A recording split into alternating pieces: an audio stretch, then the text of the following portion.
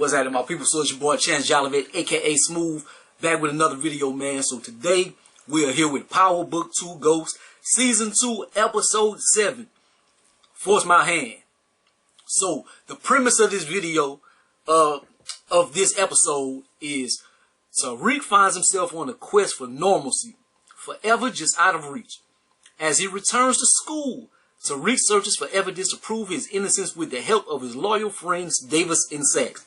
That is hilarious. His loyal friends Davis and Saxe. But anyways, let's get to this episode, man. Let's talk about what's going down. So it starts off, Lorenzo and Drew bust a move. They go to knock off homeboy. They didn't want to work with Lorenzo anymore. His ex-friend that was in jail. He is now the leader of the BSK crew or whatever they called. They knock him off. They say they about to let the girl go. Yeah, you can go. Just don't say nothing. No loose ends. So they knock her off as well.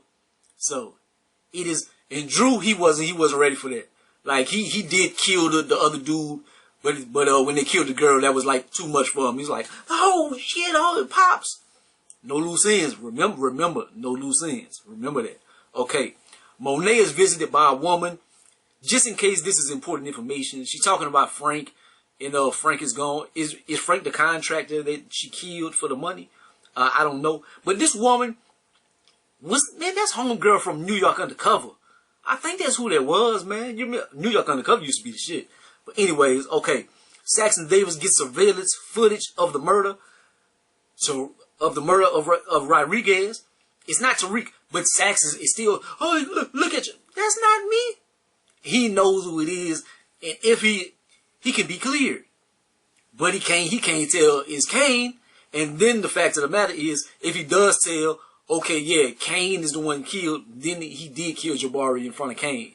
So it's like, cut off my nose despite my face, man. That kind of instance. And it's just snitching. You don't want to be snitching. But snitching is a big component of this episode right here. So Rick, he finds the blackface picture of the governor, but Braden Daddy is in the picture. So he like, damn, I got this information for Tate, but man, Braden Daddy is in there. I don't want this to get out. If you can somehow not tie it in to Braden, you like, man, fuck that shit, man. You about to go to the pen. Fuck them people. I'm doing my thing. So that's how Tate is attacking the situation. So Rick, he's back in the classroom. Professor Miller, how did he get out? Oh my God. This bitch, I can't, she big mad. She big mad. And the discussion today is, should we make decisions for other people? It's like, indirectly, directly or something, they got other things in control of our actions, the upper class, just other things, your environment, something like that. So that is the backdrop for this episode, making decisions for somebody else. So Rick finds out about Lauren, her room getting raided. They talk about that in the classroom. That's wrong that they did that to Lauren and this and that. Oh, so they got something on her. They drug her down to the station. Then they drug me to the station. So that's kind of awkward. That's kind of iffy right there. And this is just a sneakerhead stuff. This is mostly a sneaker channel. So Rick is running around campus with some Dior ones. I could swear that was some Dior ones, man. That is like a $12,000 shoe. It's $2,000 just MSRP, normal retail price. That shoe was about $10,000, $12,000 shoe, and that's what Tariq running around campus in. Like, well, everybody at the school is pretty much rich or whatever, but it's just like they got drug allegations and stuff like that. Like $12,000 shoe on your feet. But anyways, Davis meets with his ex-colleague Paula, who is Tariq's accomplice. He said that I couldn't have killed homeboy because I was meeting with her at the time. She had gave Tariq some information. She used to work underneath Davis, but she was warning Tariq about some shit that was happening or whatever. I don't exactly remember, like off top. Like it to me, it wasn't that important. It was important at the time, but I just don't remember. But she was who he was talking to. And she plays the hell out of Davis. Like, Davis is trying to sweet talk her and this and that. She's like, nigga, whatever. Anyways, so Rick's sister and grandma is his accomplices as well. You remember he went there the next night, like early in the morning. She was Yaz was burning up the bacon and this and that, and he went extinguished the fire. But he did it because grandma, he knew she was all blitzed and fucked up or something. So he was like, Grandma, I've been here all night. This and that. So he was getting his accomplices together already. So that is his thing. But the thing about it is, his grandma, she fucked up. She drunk DUIs and all kind of stuff. She need to go to rehab. And she can't stand Tariq, so she ain't going to be no accomplice. And Yaz, he don't want to put her through that. Because she in the system, she got a lot of stuff going on. Like, she's being torn. He like, man, y'all not putting my sister on the stand. Then Tariq asked Saxe, well, asked Davis pretty much, if Lauren could be the reason that he was in the trouble. And the thing is, Saxe knows that it was Lauren. Because he was going to meet his girlfriend, and he seen Lauren talking to his girlfriend and this and that. But I think Saxe is kind of like, damn, I don't want to tell Tariq because Tariq probably gonna murder her. Even though Saxe, he's not the type to care about anybody or anything, but I guess that could be the reason why he didn't want to say anything. But he does tell this information to Davis. Detective Whitman goes to Drew Boo, and they had just finished doing the ass and stuff. If anybody gonna have sex scenes on Power, every episode, they make sure to have Drew have a sex scene. Anyways, well, it's not a full sex scene, but you see them, they kissing on each other's chest and all that. Man, I don't want to see it. Show some titties or something. I don't want to see Drew titties. But anyway, Detective Whitman goes to Drew Boo room asking questions, and Drew has to go hide and this and that. And Drew is kind of like, the detective, he talking to some, it could be some like iffy information, like, we're gonna go back. You got some loose lips, like, you maybe can't be trusted. But anyways, no loose ends, remember? But anyway, so Dante goes meet Zeke and tells him he's his father.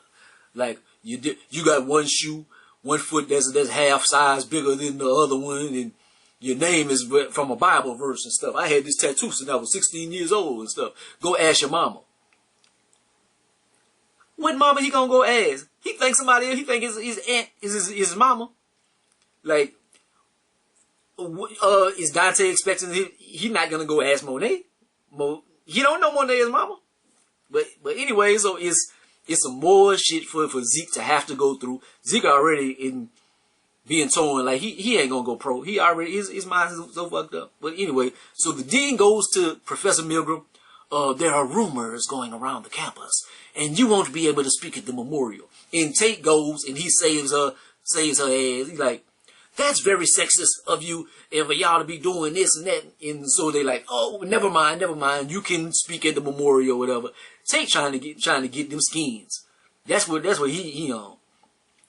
Zeke tells Monet about the father coming, and he like, you have a big game against Princeton. He like, look, ain't a big game against Princeton. Princeton can't play no basketball. But anyways, so he like, I gotta go meet my mama. And ask her about this dude and this and that. Monet just lied to him in his face. Zeke, I'm gonna be honest with you. Your daddy, he's in jail for life. Like, okay, so y'all lied to me and said, my daddy dead my whole life. Now you lying to me saying, my daddy's in jail. I think I would trust a stranger before I would trust Monet and them. They already showed, like, they just not honest and stuff. Monet is just on that bullshit. But, Monet goes confront Dante. To me, I think this is what's gonna happen. I think Dante gonna be jealous and mad about Lorenzo because Monet not gonna deal with him no more. Dante is going to end up knocking Lorenzo off. And then Dante is going to be pressing so much about Zeke. And Zeke is going to find out that Monet is his mama. And he's going to say, I don't want nothing to do with you anymore. So that's going to mess up her plans for working for him when he goes pro and stuff.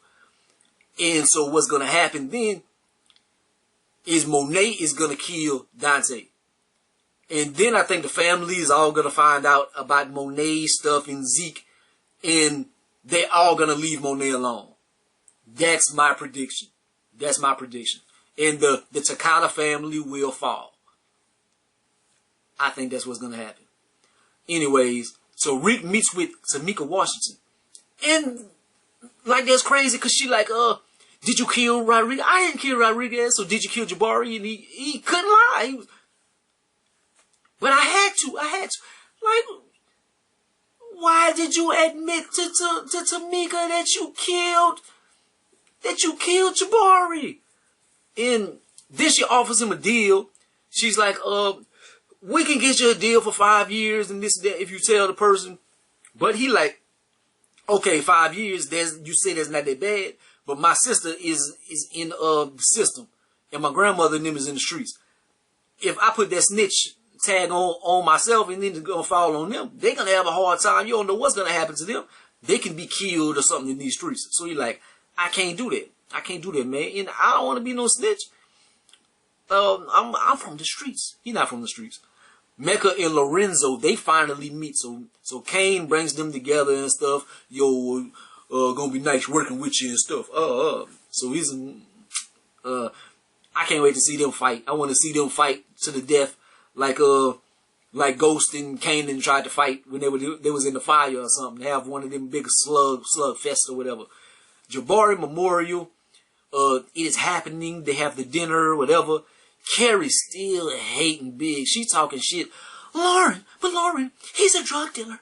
He's a murderer. The only person that is a liar in every common denominator is you, Carrie. Everybody got out because you didn't fuck with everybody and this and that. So Lauren is not trying to hear from Carrie. She pretty much done with it and shit. But Carrie trying to cover her own ass. She got a lot of bullshit going on. Tate confronts Braden Daddy. And he like, look, they got a picture that's going to be coming out. If you don't want this out, look, convince your homeboy to step down.